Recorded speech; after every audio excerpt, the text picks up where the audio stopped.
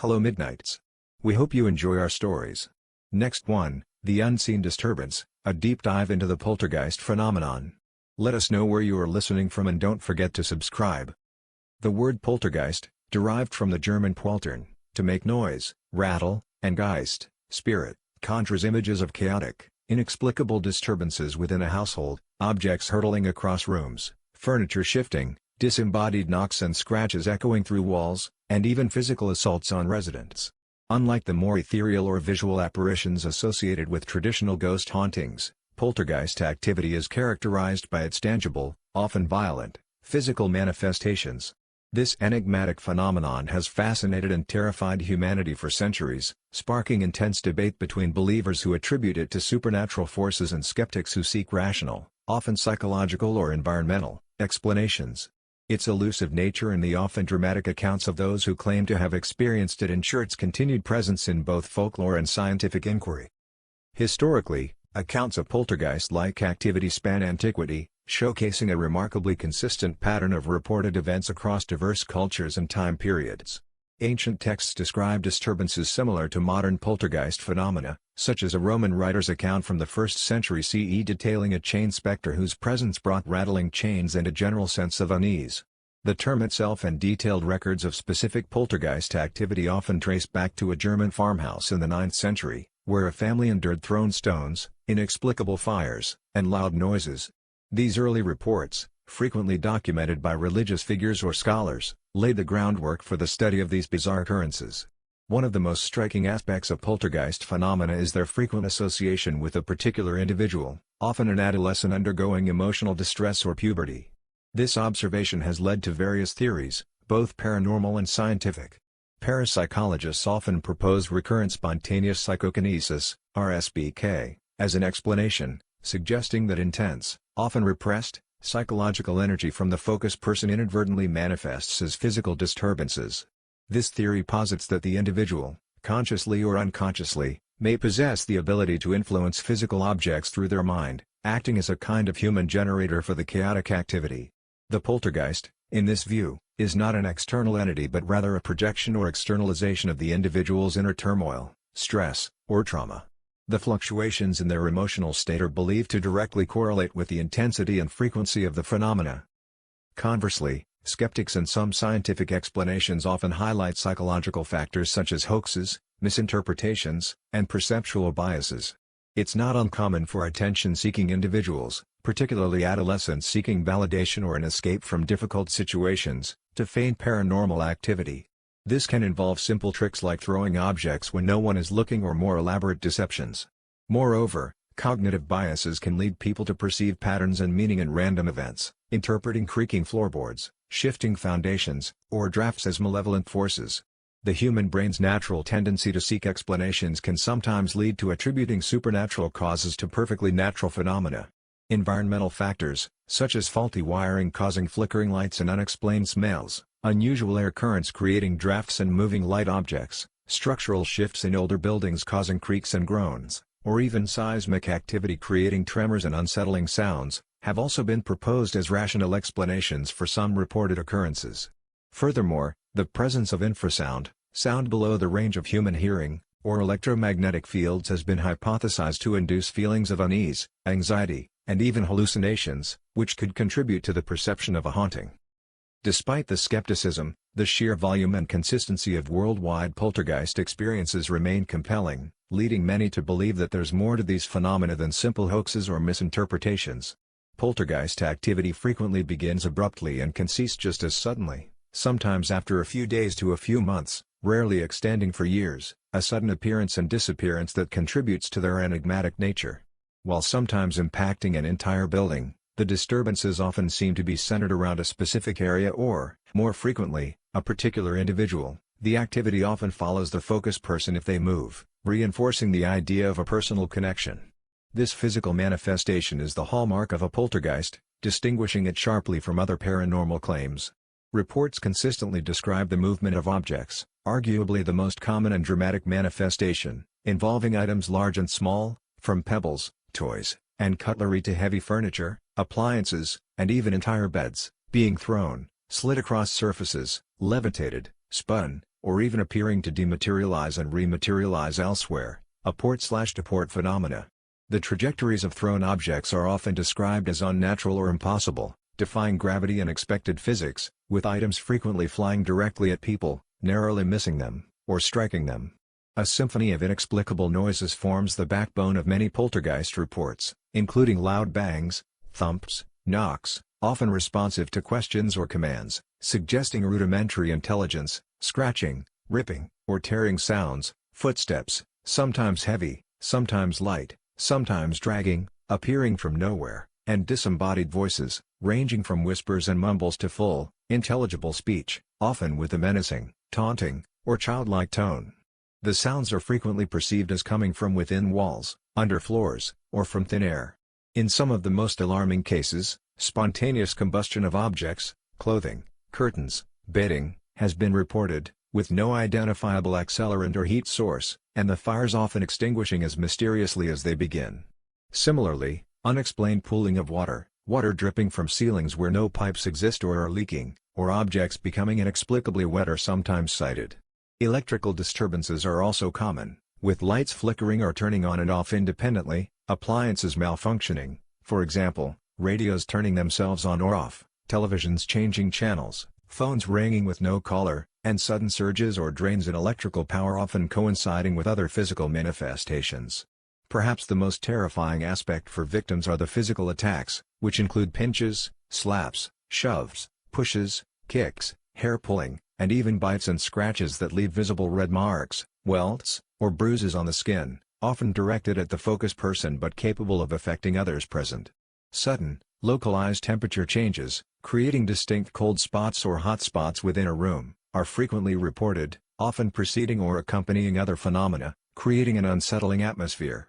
Unlike traditional ghost hauntings, clear, visual manifestations of spirits, like full-bodied apparitions or misty figures, are rare or non-existent in pure poltergeist cases. The focus is overwhelmingly on physical interaction with the environment, and if a visual element is reported, it's usually fleeting and indistinct, such as a shadowy figure or a brief anomaly in peripheral vision, rather than a clear, discernible entity. As mentioned, a common thread is the association with a focused person, typically an adolescent or young adult, often female, experiencing psychological stress, unresolved trauma, or undergoing puberty, which lends credence to the RSPK theory. While both poltergeists and regular ghosts fall under the broad umbrella of paranormal phenomena, their characteristics, motivations, and manifestations are often described with distinct differences. The German etymology of poltergeist, noisy spirit, already hints at its primary mode of operation, setting it apart from the more classic ghostly encounter. The primary distinction lies in their mode of manifestation. The defining characteristic of a poltergeist is its physical interaction with the environment, often with forceful, chaotic, and repeated actions. This includes the vigorous movement of objects, throwing, sliding, levitating, unexplained loud noises, bangs, knocks, scratches, spontaneous appearances of fires or water, disruptions to electrical systems, and direct physical assaults on individuals. Poltergeist activity is almost always about tangible, often violent, disruptions to the physical world. The phenomenon is distinctly kinetic, causing objects to interact with their surroundings, frequently defying the laws of physics as commonly understood. The emphasis is on the effects felt and witnessed. In contrast, while a regular ghost, also known as an apparition or intelligent haunting, can sometimes cause minor physical disturbances, for example, a door creaking, a light flickering, a distant sound, an object subtly moved, their primary mode of manifestation is typically visual or auditory, with a strong focus on presence and communication. This includes seeing apparitions, ranging from translucent, misty forms to seemingly solid, full-bodied figures that resemble living people, sometimes with distinct features or period clothing. Auditory phenomena might involve disembodied voices, whispers, cries, laughter, or even conversational speech, footsteps, or the sound of specific actions, for example, a bell ringing, a piano playing, without a visible source. People might also experience a profound sense of presence, sudden unexplained temperature drops, cold spots, or inexplicable emotional shifts, for example, a wave of sadness, peace, or dread. Ghosts are often thought to be capable of more direct and intentional communication, such as responding to questions, appearing when called, or influencing electronic devices for communication, electronic voice phenomena, EVP.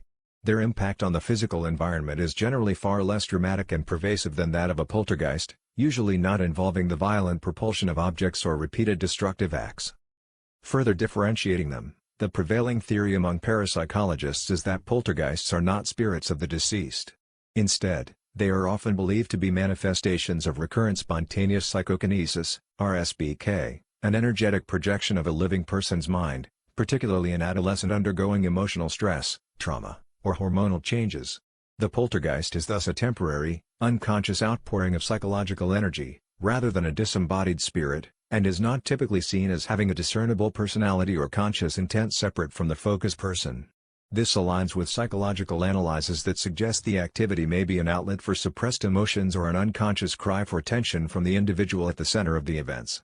Conversely, a regular ghost is almost universally believed to be the disembodied spirit or soul of a deceased person or animal. They are often thought to be stuck between worlds, tied to a specific location, an object, or an unresolved emotional issue, for example, a tragic death, unfinished business, grief, or a powerful emotional attachment, and are often believed to retain some aspect of their former personality and intelligence, even if they cannot always communicate effectively. Some types, like residual hauntings, are thought to be energetic imprints of past events, akin to a spiritual recording, which merely play back without conscious interaction with the living. In terms of duration and focus, poltergeist activity is typically short-lived, lasting anywhere from a few days to a few months, rarely extending for years. It tends to be localized around a specific living individual, the focus person, and the activity often follows the individual if they move to a different location, suggesting a direct connection to their psychological state rather than solely to a place. The phenomena can be sporadic and unpredictable, often escalating in intensity before abruptly ceasing as the individual's stress or developmental phase resolves. Hauntings by regular ghosts, however, can be long-lasting, sometimes spanning decades or even centuries, and are generally tied to a specific location, a house, a battlefield, a historical building, regardless of who inhabits it. While a ghost might be associated with a particular family, the activity typically remains within the confines of the haunted site, with manifestations that might be subtle and infrequent, or they might occur with a predictable pattern related to certain times of day, specific dates, or historical anniversaries. Regarding intent and interaction, poltergeist activity is often perceived as chaotic, mischievous, or even malevolent, seemingly aimed at creating fear, annoyance, or physical harm. The intent is often seen as unconscious or reactive, a raw outpouring of energy rather than a deliberate, intelligent communication from a conscious entity. Communication, if it occurs, for example, responsive knocks, is usually basic and limited, lacking the complexity of a conscious dialogue or direct interaction with specific individuals. The disruption seems to be the primary goal, irrespective of who is affected. In contrast, ghosts can be perceived as benevolent, neutral, or malevolent, with their intent often related to their unresolved earthly issues, a desire to communicate, or to convey a warning. They might attempt to deliver messages, reveal hidden truths, or simply make their presence known for comfort or distress. Interaction can be more direct and personal, with some accounts even describing rudimentary conversations or physical touch, though less violent and aggressive than typical poltergeist activity, and their actions are often seen as purposeful, even if the purpose is not immediately clear to the living. Finally, in terms of visibility, poltergeists are typically invisible. While their actions are seen, objects moving, the entity itself is rarely perceived visually. If a visual element is reported, it's usually brief and indistinct, like a shadowy figure or a fleeting mist, rather than a clear, discernible apparition. The focus is on the effects rather than the perpetrator. Regular ghosts, while also capable of being invisible, are frequently associated with visual sightings, apparitions, ranging from translucent, wispy forms to seemingly solid, full-bodied figures that resemble living people, complete with period clothing or distinct features, sometimes reported as so real they are initially mistaken for living individuals. In essence, while both phenomena involve inexplicable occurrences, the poltergeist is often understood as a kinetic disturbance stemming from a living source, characterized by its physical chaos and transient nature. A regular ghost, on the other hand, is generally perceived as the lingering essence of a deceased individual, characterized by its presence, intelligence, and often its attachment to a specific location or past event. This crucial distinction highlights the different ways in which the paranormal is conceptualized, leaning either towards an energetic projection of the living mind or the enduring presence of the departed soul. Let's delve into some particularly detailed and famous cases of poltergeist reports, highlighting the worldwide reach and consistent characteristics of these phenomena. The drummer of Dedworth in 17th-century England stands as an early, classic example.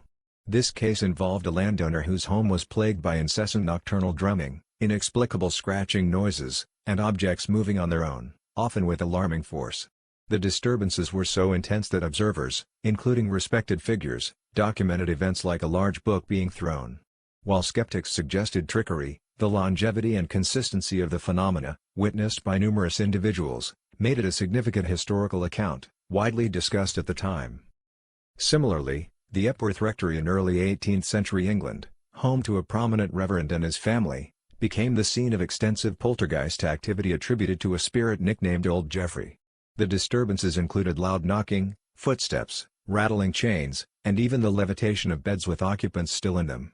What made this case particularly notable were the detailed and consistent accounts from multiple family members, including the renowned founder of Methodism, who described doors opening and closing on their own, objects being thrown, and unexplained music.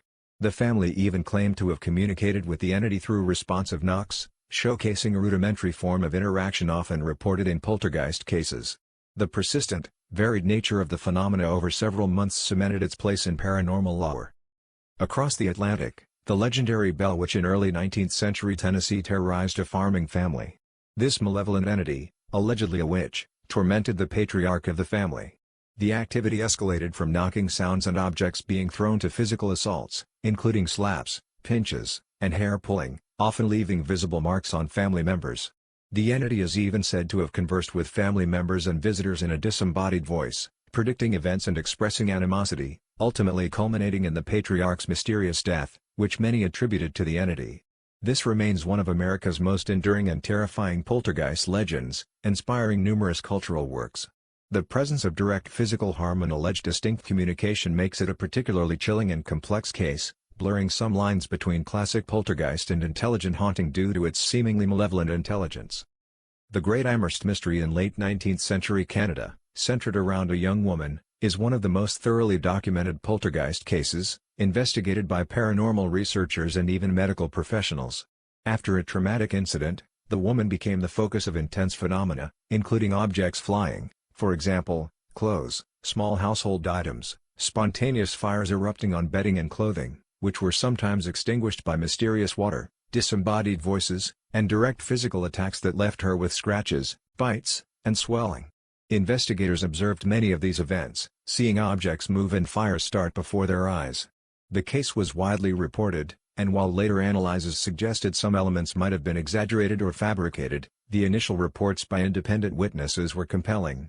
This case is a prime example of the focus person theory, with activity centered on an individual undergoing severe distress, and demonstrates the destructive potential sometimes attributed to poltergeists. Dubbed the most haunted house in England, the Borley Rectory in the mid-20th century was the site of extensive alleged paranormal activity, including full-bodied apparitions, spectral horses, and significant poltergeist phenomena. Residents and investigators reported levitating stones, flying objects, shattered windows, and even physical attacks. A well-known paranormal investigator conducted extensive investigations, documenting many events, such as keys being thrown and objects disappearing.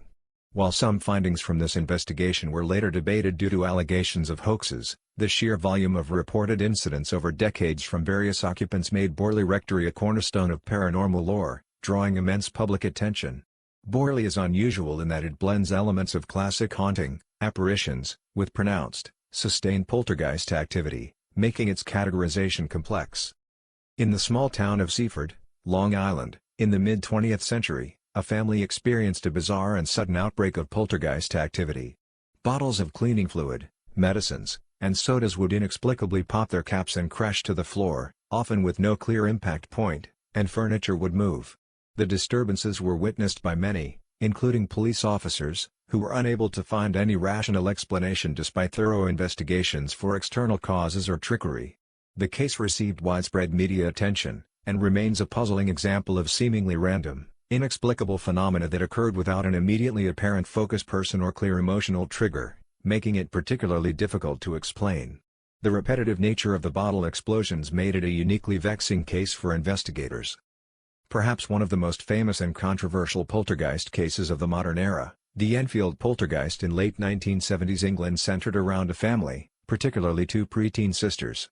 The reported phenomena included moving furniture, chairs sliding, chests of drawers toppling, objects being thrown, toys, marbles, loud knocking noises that would respond to questions, disembodied voices, often attributed to an old man, who allegedly spoke through one of the girls, and even alleged levitation of one of the girls, who was photographed hovering in her bedroom.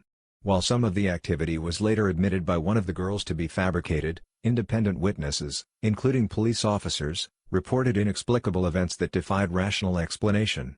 The case sparked intense media scrutiny, with journalists and paranormal investigators spending considerable time at the house. It has been the subject of numerous cultural works, highlighting the ongoing debate between genuine paranormal activity and elaborate trickery. The sheer range and violence of the reported physical events in Enfield are what define it as a quintessential poltergeist case.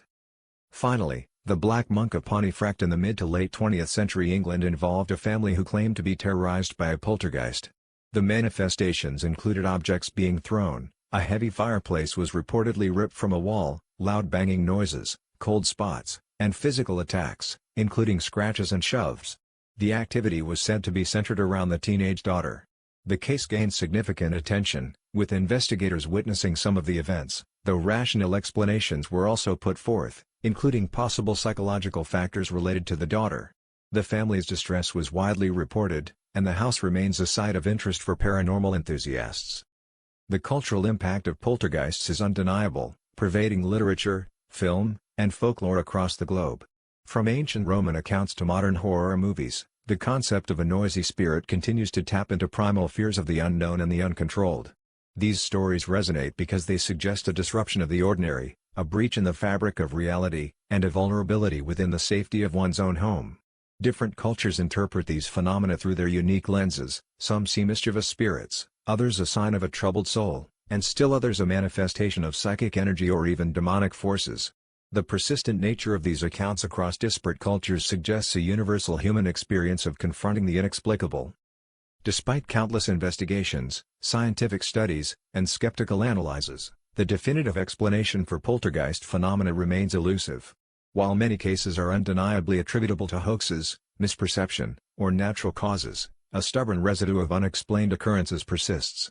From a scientific perspective, the study of poltergeists largely falls into two main camps: parapsychology and skeptical inquiry, both drawing from a range of disciplines including psychology, physics, and environmental science. Parapsychology, the academic field that investigates psychic phenomena, offers theories that attempt to explain poltergeist events within a framework beyond conventional physics. The most prominent parapsychological theory is recurrent spontaneous psychokinesis, RSPK. This hypothesis suggests that a living individual, often in a state of emotional turmoil or psychological distress, particularly adolescents undergoing puberty, unconsciously generates psychokinetic energy that manifests as the physical disturbances attributed to poltergeists. Researchers in this field have often noted the correlation between the phenomena and the presence of a focused person, with some concluding that the poltergeist is an externalized bundle of projected repressions. While parapsychologists collect case studies and aim for empirical observation, direct laboratory evidence for RSPK remains limited and often debated. Studies in parapsychology often rely on careful documentation of anecdotal evidence, attempting to identify patterns and commonalities across reported cases, and seeking corroborating witness testimony. However, the inherent difficulty in replicating alleged psychokinetic events under controlled laboratory conditions poses a significant challenge to its scientific acceptance. In contrast, skeptical scientific inquiry approaches poltergeist reports by seeking natural, often mundane, explanations that do not require recourse to the paranormal. This perspective meticulously examines each reported phenomenon for conventional causes, which can include hoaxes and deliberate deception. A significant number of alleged poltergeist cases have been exposed as hoaxes, often perpetrated by the focused person themselves, particularly adolescents seeking attention or manipulating family dynamics. Critics emphasize that trickery, even simple methods, can account for many seemingly inexplicable events, such as objects being moved when witnesses are distracted or outside the room. Certain well-known cases, despite compelling eyewitness accounts, have seen participants later admit to faking some of the activity, highlighting the difficulty in discerning genuine phenomena from elaborate pranks. The prevalence of such trickery leads many in the mainstream scientific community to view all poltergeist claims with extreme caution.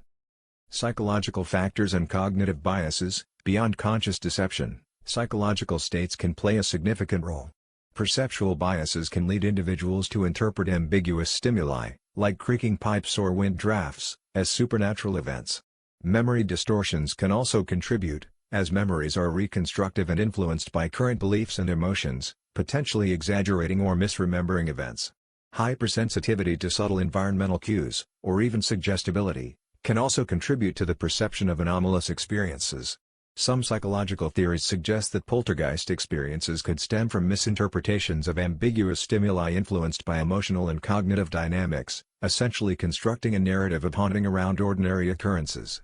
The psychological distress observed in focused persons is often seen by skeptics as the cause of the unusual behavior, not the result of external paranormal forces. Environmental and physical explanations. Structural issues. Older buildings can naturally produce strange noises due to settling, expansion and contraction of materials, or vibrations from nearby traffic. Creaking floorboards, groaning pipes, and rattling windows can be misinterpreted, especially at night when other sounds are minimal.